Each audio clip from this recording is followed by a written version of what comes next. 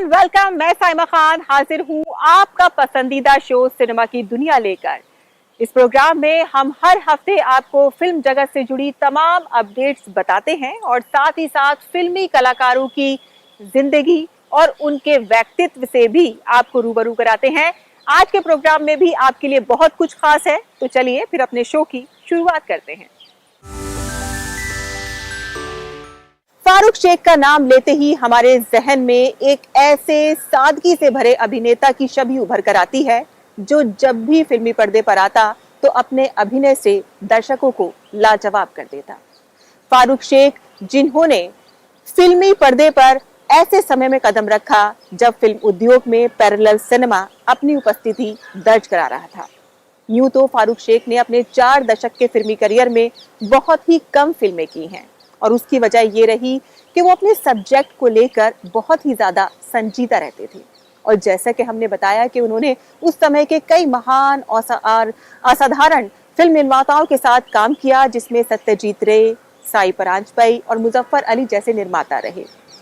और फारूक शेख ने सिर्फ संजीदा अदाकारी ही नहीं की, उनके नाम चश्मे बदूर, साथ साथ, कथा और रंग बिरंगी जैसे फिल्में भी हैं जिसमें उन्होंने मज़ाहिया अदाकारी करके लोगों का दिल जीत लिया। तो इस तरह के थे फारूक शेख, जिनके व्यक्तित्व के कई रंग हैं। तो आज हम उनके फिल्मी सफर पर नजर डालेंगे और साथ ही साथ उनकी शख्सियत की भी बात करेंगे। तुमको देखा तो ये ख्याल आया, तुमको देखा तो ये ख्याल आया। फिल्म जगत में फारूक शेख का नाम असाधारण श्रेणी के फिल्मकारों की फिल्मों में मंझे हुए कलाकार के रूप में लिया जाता है। एक ऐसा अदाकार जो अपने अभिनय के माध्यम से दर्शकों के दिलों पर ऐसी छाप छोड़े जिसे वर्षों तक मिटाना मुश्किल हो। फारूक शेख ने एक्टिंग की हर विधा में काम किया और खुद को साबित किया। अपनी सादगी से भरे अभिनय से उन्होंने सिने प्रेमियों के दिलों में जगह बनाई। लीड एक्टर से लेकर साइड हीरो और कैरेक्टर रोल तक फारूक शेख ने 4 दशक तक फिल्मों में काम किया।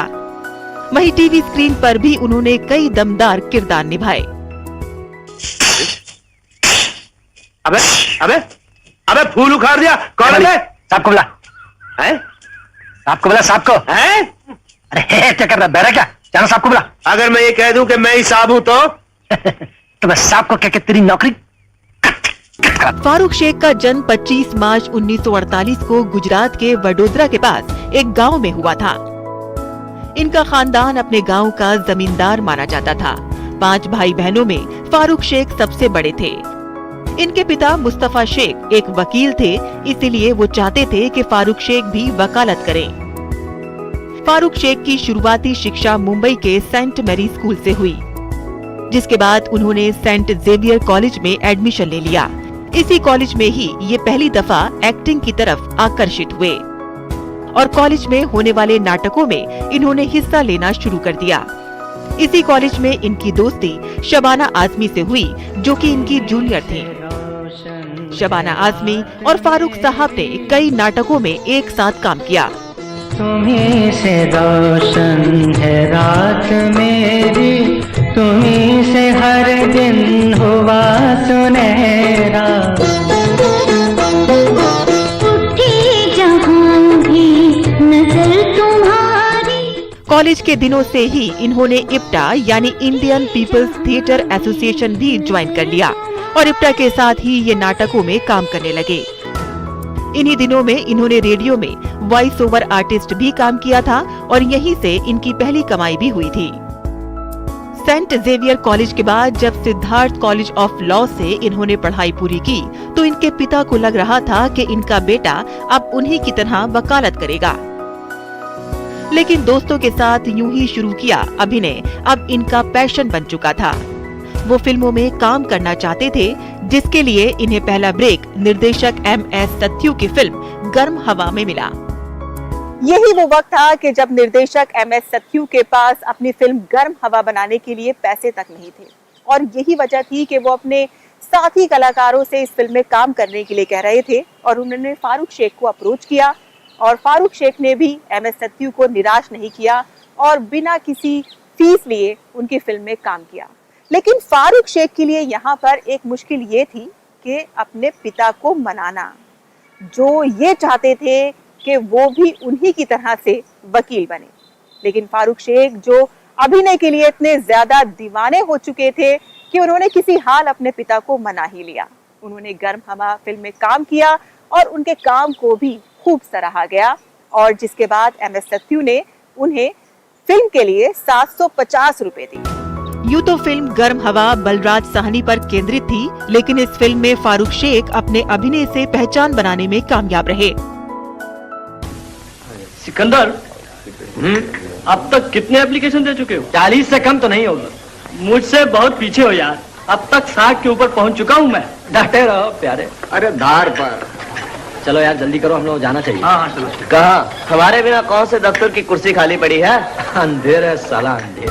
गर्म हवा के बाद महान निर्देशक सत्यजीत रे ने उन्हें अपनी फिल्म शतरंज के खिलाड़ी के लिए साइन किया। फारूक ने इस फिल्म में भी अपने किरदार को मजबूती से निभाया। अगले ही साल वो मुजफ्फर अली की फिल्म गमन में नजर आए। ये कहानी एक प्रवासी मुंबईकर की है जो उत्तर प्रदेश के एक छोटे से शहर बदायूं से मुंबई आकर टैक्सी चलाता है। अपनी पत्नी से मिलने के लिए लौटने की उम्मीद तो करता है, लेकिन घर लौटने के लिए पर्याप्त बचत नहीं कर पाता। गमन के बाद उनकी जोड़ी मुजफ्फर अली के साथ खूब जमी और उन्होंने मुजफ्फर अली के साथ कई फिल्मों में काम किया। उन्हीं में उनकी एक फिल्म उमराव जान भी रही। ये फिल्म फारूक शेख के फिल्मी करियर में खास मानी जाती है, जिसने अपने दौर की कामयाब फिल्मों में नाम दर्ज कराया। इन आँखों की मस्ती के मस्ताने हजारों हैं, मस्ताने हजारों हैं, इन आँखों से वाबस्ता। सागर सरहदी के निर्देशन में बनी फिल्म बाजार भी फारूक शेख की कामयाब फिल्म रही। एक संवेदनशील मुद्दे पर बनी इस फिल्म में फारूक के बेहतरीन अभिनय की खूब चर्चा हुई। इन सभी फिल्मों ने फारूक शेख को पैरेलल सिनेमा का एक बड़ा नाम बना दिया। बेखुद किया हमें आपसे भी जुदा कर चले, दिखाई दिए यूं के बेखुद किया, दिखाई दिए यूं। वहीं साई परांजपाई की फिल्म चश्मे बद्दूर को भला कौन भूल सकता है। इस फिल्म में फारूक शेख का एक अलग ही रंग देखने को मिला। इस फिल्म से पहले ये समझा जाता था कि वो सिर्फ संजीदा किरदार ही निभा सकते हैं, लेकिन इस फिल्म में उन्होंने जबरदस्त कॉमेडी करके देखने वालों का दिल जीत लिया। दीप्ति नवल और फारूक शेख की जोड़ी को लोगों ने खूब पसंद किया और यही वजह रही कि इन दोनों ने कई फिल्मों में काम किया। चश्मे बद्दूर के बाद ये फिल्म कथा में एक साथ नजर आए। फिल्म कथा में फारूक शेख ने एक ऐसे फेकू इंसान का किरदार अदा किया जो अपनी सफलता की झूठी कहानियां सुनाकर लोगों को प्रभावित करता था। यूं तो ये एक नेगेटिव रोल था, लेकिन फारूक शेख ने इसमें अपनी मजाहिया एक्टिंग करके लोगों का दिल जीत लिया। इस फिल्म की मिसाल खरगोश और कछुए की कहानी से दी जाती है, जिसमें खरगोश का किरदार फारूक शेख निभा रहे थे और कछुए का किरदार नसीरुद्दीन शाह निभा रहे थे, जो एक शांत स्वभाव के व्यक्ति होते हैं। फिल्म की हीरोइन दीप्ति नवल हैं, जिन्हें फारूक अपनी झूठी सफलता की कहानियां सुनाते हैं। इसके बाद दीप्ति नवल और फारूक शेख कई फिल्मों में नजर आए, जिनमें साथ साथ किसी से न कहना, रंग बिरंगी फिल्में रहीं। वही फिल्म नूरी में काम करके उन्होंने ये भी साबित कर दिया कि वो रोमांटिक फिल्मों में भी काम कर सकते हैं। थोड़ी देर आग ताप लो, बहुत सर्दी है, ठंड लग जाएगी। ठंड जिस्म को लगती है और वो खामोश हो चुका है, और रूह के पास ठंड का क्या कहूँ। आजा रे ओ मेरे दिल भर आजा, दिल की प्यास बुझा जा रे।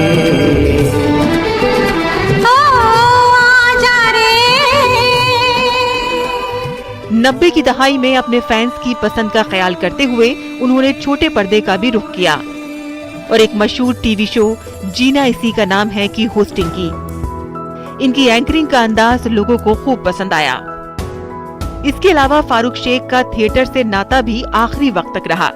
शबाना आजमी के साथ उनका प्ले तुम्हारी अमृता 20 सालों तक चला था। देश विदेश में इन्होंने इस नाटक को परफॉर्म किया था और ख्याति पाई। फारूक शेख बेहतरीन अभिनेता होने के साथ साथ अच्छे दिल के इंसान भी थे। इसकी मिसाल हम आपको यूं दे सकते हैं कि 26/11 के आतंकवादी हमले में ताज होटल के एक कर्मचारी की हत्या हो गई। फारूक शेख ने जब ये खबर अखबार में पढ़ी तो बिना वक्त गवाए उन्होंने उसके दोनों बेटों की पढ़ाई की जिम्मेदारी ले ली और उनका खर्च बर्दाश्त किया। तो इस तरह के थे फारूक शेख, जो हमें जिंदा दिली के साथ साथ बहुत कुछ सिखा गए। 2009 में आई फिल्म लाहौर के लिए इन्हें सपोर्टिंग रोल का अवार्ड मिला।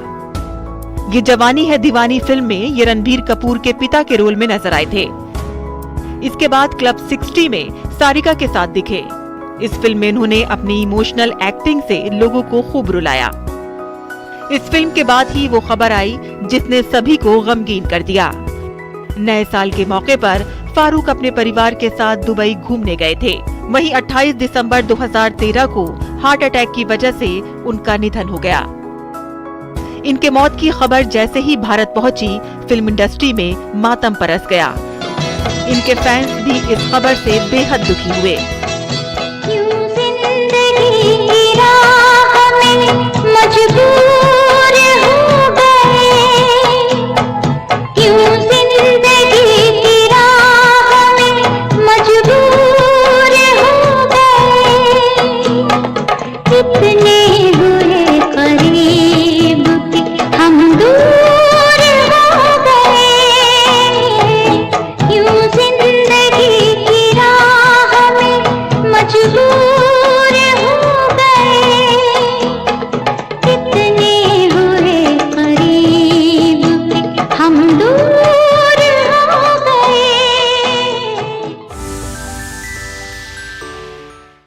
शहनाई का जब भी जिक्र होगा तो उस्ताद बिस्मिल्लाह खां का नाम जरूर लिया जाएगा।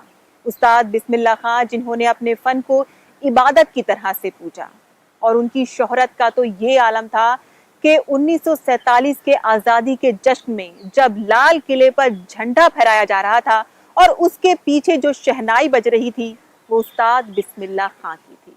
और आपको बता दें कि हमारे अतीत की यादों में जो दूरदर्शन और आकाशवाणी पर शहनाई की धुन बजती थी वो भी उस्ताद बिस्मिल्लाह खां की ही थी। उस्ताद बिस्मिल्लाह खां जो व्यक्तित्व से एक बहुत ही सादा इंसान थे, लेकिन आपको ये भी बता दें कि उनको बनारस से बेहद लगाव था और इतना लगाव था कि वो एक बार अपना कार्यक्रम करने के लिए अमेरिका गए और वहां लोगों ने उनसे ये कहा कि आप यहीं क्यों नहीं रुक जाते, जिस पर उनका जवाब था कि मैं यहाँ रुक तो जाऊं लेकिन गंगा मैया कहां से लेकर आऊंगा। तो इस तरह के थे उस्ताद बिस्मिल्लाह खां।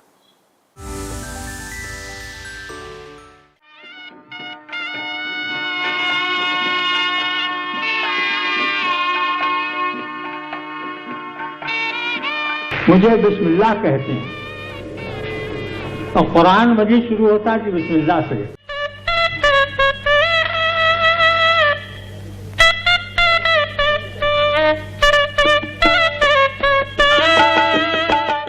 देश का पहला स्वतंत्रता दिवस हो या हिंदुस्तान के सार्वभौम गणराज्य बनने का अवसर, स्वतंत्रता का स्वर्ण महोत्सव या देश के आकाशवाणी केंद्र की रोज की पहली सभा का प्रारंभ,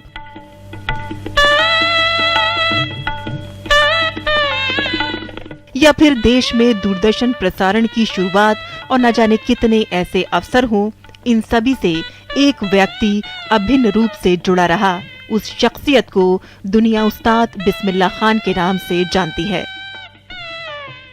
वे कहते थे कि मुझे बिस्मिल्लाह कहते हैं और कुरान भी शुरू होता है बिस्मिल्लाह से।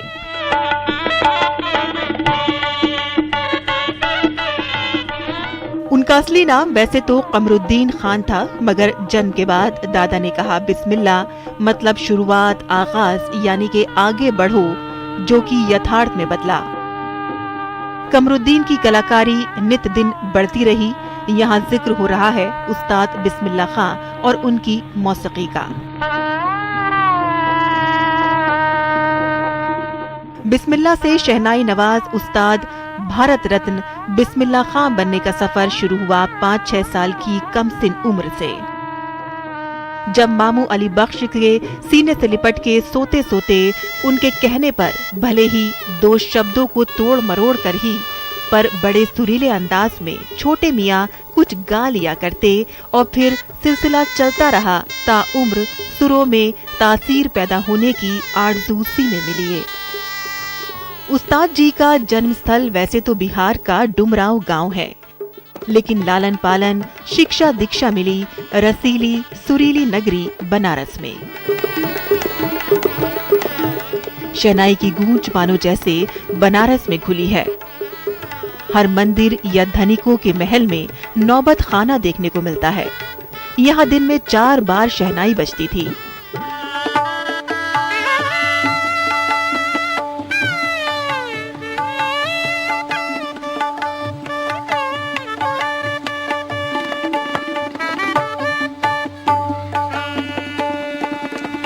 सामान्य घरों में भी कोई खास प्रसंग शहनाई के सुरों से महकता था। ऐसे माहौल में शहनाई का यही संस्कार पिता खान साहब पैगंबर बख्श से बिस्मिल्लाह को मिला। शहनाई की विधिवत शिक्षा उन्होंने मात्र 6 वर्ष की आयु से ही वाराणसी में उनके मामू खान साहब अली बख्श के यहाँ शुरू कर दी। बिस्मिल्लाह जी के बुजुर्ग केवल सूरदर्शी नहीं बल्कि दूरदर्शी भी रहे। उन्होंने देखा कि गायन वादन के क्षेत्र में कई महान कलाकारों ने पहले से ही अपनी छाप छोड़ रखी है। तभी अंतरंग की संगीत अभिव्यक्ति हेतु उन्होंने शहनाई जैसे वाद्य को चुना, जिस पर उस समय किसी का नाम मुद्रित नहीं था। बिस्मिल्लाह जी का नाम शहनाई से इस तरह से जुड़ गया कि जैसे मोहन का मुरली से। 14 साल की उम्र में शहनाई वादन की अपनी पहली महफिल बिस्मिल्लाह ने सजाई इलाहाबाद की अखिल भारतीय संगीत परिषद में। उनकी शहनाई के सुरों में ऐसा खुमार था जैसे कि वो शहनाई हवा फूंक कर नहीं जान फूंक कर बजा रही हो। लखनऊ संगीत सम्मेलन में अपने दूसरे ही कार्यक्रम में उन्होंने स्वर्ण पदक हासिल किया। 7 साल बाद कोलकाता की अखिल भारतीय संगीत परिषद में स्वर्ण पदकों की तिहाई लेकर उन्होंने शहनाई तथा स्वयं को सुर स्थापित कर शहनाई के स्वर्णिम युग का बिस्मिल्लाह किया। शादी के मंडप की चौखट से लांघकर शहनाई विश्व मंच तक गूंजने लगी थी। उनकी शहनाई लोगों के दिलों में बजने लगी। अब किताबी पढ़ाई में तो उन्हें रुचि नहीं थी, लेकिन संगीत के प्रति दिल में दीवानगी थी, कुछ जुनून सा था। तभी तो एक लोक वाद्य को शास्त्रीय संगीत के मंच पर सोलो वाद्य की पहचान दिलाने का भगीरथ कार्य बिस्मिल्लाह जी के द्वारा संपन्न हुआ। और देखते ही देखते शहनाई और बिस्मिल्लाह दोनों एक दूसरे के पर्यायवाची शब्द हो गए। आकाशवाणी के लखनऊ केंद्र से उनका पहला कार्यक्रम प्रसारित हुआ 1938 में, जब उनकी उम्र 22 साल की थी। विहाग, भैरवी, तौड़ी, दुर्गी, बागेश्वरी, जौनपुरी जैसे राग उनकी शहनाई से प्रवाहित हुए थे। सुगम संगीत से भी उन्हें विशेष लगाव था। सन 1941 में लखनऊ में ग्रामोफोन कंपनी द्वारा रिलीज 3 रिकॉर्ड्स में मालकौंस, तोड़ी जैसे रागों के साथ साथ दादर, ठुमरी का भी समावेश हुआ। 50 के दशक में उन्होंने फिल्म जगत में भी शिरकत की। गूंज उठी शहनाई फिल्म और दिल का खिलौना हाय टूट गया, ये गाना तो उन्हें घर घर के हर दिल में स्थापित कर गया। दिल का खिलौना है टूट गया, दिल का है ये तरस हमारी है। फिल्म जगत में भी उनकी शहनाई का बोलबाला हुआ।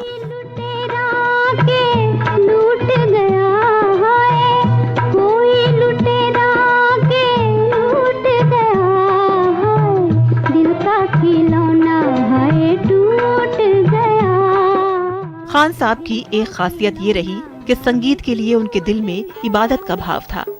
वे कहते थे कि जिस तरह से खुदा एक लौता है, सुर भी एक लौता है। उस्ताद जी की मानस पुत्री गायिका डॉक्टर सोमा घोष ने फिल्म डिवीजन द्वारा निर्मित डॉक्यूमेंट्री में कहा कि खान साहब का व्यक्तित्व बिल्कुल अनोखा था। उनका जो व्यक्तित्व रहा वो बिल्कुल अनोखा। उन्होंने जिंदगी में प्रमाण कर दिया कि जो सुर की पूजा करते हैं वो इंसान से परे हो जाते हैं। वे अपनी संगीत साधना के जरिए इंसान से ईश्वर पद को प्राप्त कर गए थे। उस्ताद जी ने ये साबित किया कि जो सच्चे दिल से सुर की पूजा करते हैं वो इंसान से परे हो जाते हैं। संगीत के प्रति संपूर्ण समर्पण की भावना तथा उसके प्रति अध्यात्म का नजरिया रखने के स्वाभाविक भाव के कारण ही वो बिस्मिल्लाह हो गए। किसी जलसे के बाद दिग्गज संगीतकारों की उपस्थिति में बात हो रही थी। तभी उस्ताद जी ने पूछा कि हिंदू धर्म में सबसे ऊंची चीज क्या है, और जवाब मिला संगीत। इस्लाम में तो संगीत हराम निषिद्ध माना गया है। बिस्मिल्लाह कहते हैं कि जहां संगीत हराम माना गया है, तब भी फैयाज खां, अब्दुल करीम खां साहब जैसे दिग्गज प्रतिभाशाली उभर कर आए। अब अंदाजा लगाएं कि यदि संगीत हराम न होता और जायज होता तो हम कहां होते। खान साहब के लिए संगीत ही सब कुछ था। जिंदगी में उन्होंने पैसे को कभी बहुत ज्यादा अहमियत नहीं दी। वो कहते थे कि पैसे तो खर्च करने से खत्म होते हैं, मगर सुर खर्च करने से कभी खत्म नहीं होते।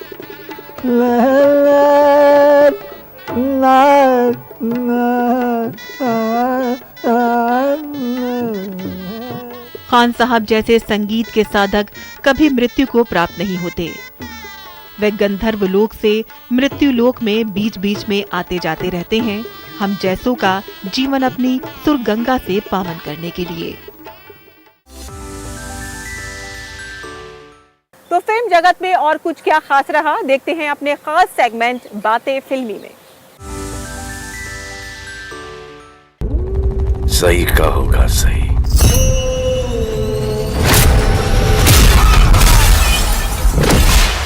गलत का गलत।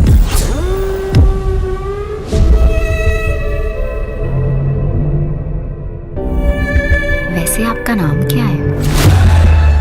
सलमान को उनके फैंस भाईजान के नाम से बुलाते हैं। ऐसे में किसी का भाई किसी की जान के टीजर में हम देखते हैं कि वो अपना नाम भाईजान बताते हैं।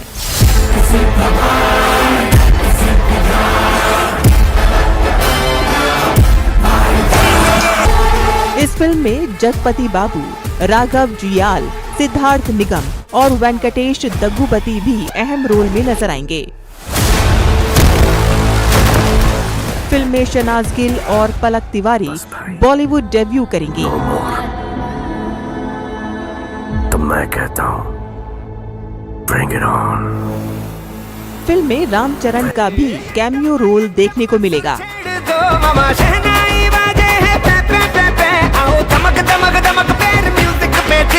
झूमेंगे गाएंगे हम सारे मिलके, आज बजे जश्न वाली जोर जोर जोर जोर पूंगी।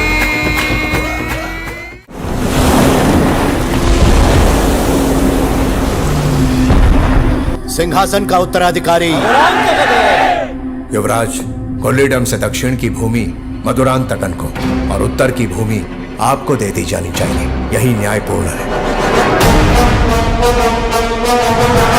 फिल्म मेकर मणिरत्नम की फिल्म पोन्नियिन सेल्वन के ब्लॉकबस्टर होने के बाद फैंस इस फिल्म के सीक्वल का काफी इंतजार कर रहे थे। अरुण गौरी की मृत्यु की सूचना पाकर पागल हाथी की तरफ विचलित हो जाएगा। दिया हुआ कार्य तुमने पूरा किया मित्र, अब मैं मानता हूँ वानर वंश सही में एक वीर कुल है। वहीं पोन्नियिन सेल्वन 2 कल कृष्ण मूर्ति के इसी नाम के नॉवल पर बेस्ड है। फिल्म के ट्रेलर को देखने के बाद फैंस तारीफ करते थक नहीं रहे हैं।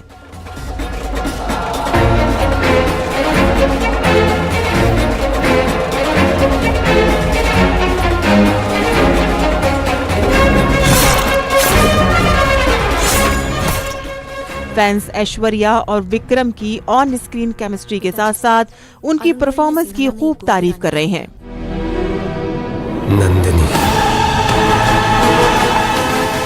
करिगालन कडम्बुर में मेरे हाथों मरेगा। करिगालन कडम्बुर आएगा, कैसे पता? क्योंकि बुलाया है मैंने। ट्रेलर देखकर ये साफ हो गया है कि PS2 में आपको सिंहासन के लिए तगड़ा महायुद्ध होते दिखेगा।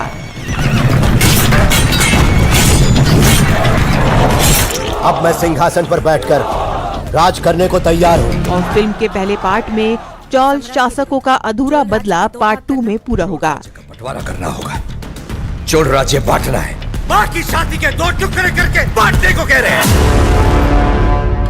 मारेंगे, चोल वंश को जड़ से मिटा देंगे।